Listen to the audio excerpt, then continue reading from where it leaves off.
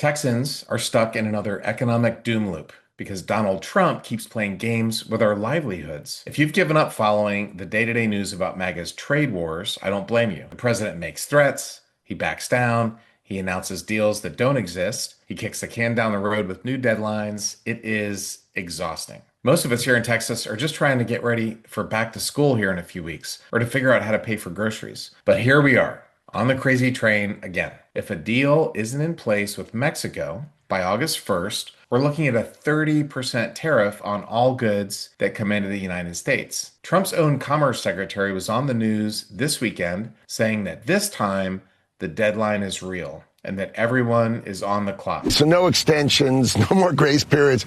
August 1st, the tariffs are set.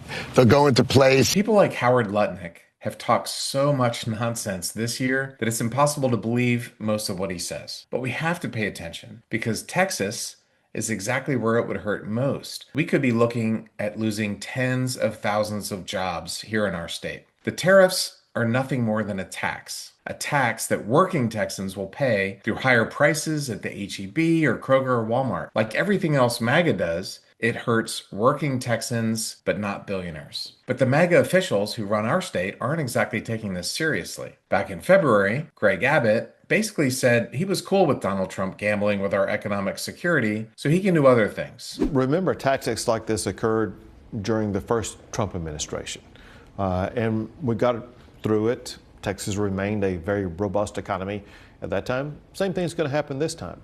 Everyone knows that Trump uses tariffs as a tactic to achieve another goal. Well, that might be cool with Greg Abbott, but it's not cool with me because this isn't a game. None of us should be okay with the idea that our job is just some kind of gambling chip so that Donald Trump can feel good about himself when he makes a deal. And none of us should be okay with the fact that America is now the bad guy. Canada and Mexico won't forget just how badly we've been treating them. When I flew space missions, we just didn't have room for chaos. We only had room to do our jobs. So I don't have any tolerance for using chaos as a negotiating strategy when it's Texans who end up paying the price. Trump might chicken out like he always does, and we could end up right back where we started in a few months. Or he might decide that this time he's going to follow through, make us all walk the plank. What I do know is it's not enough to just joke about it and send out a taco Trump tweet and hope for the best. As Democrats, we can't treat the people playing a game with our state's economy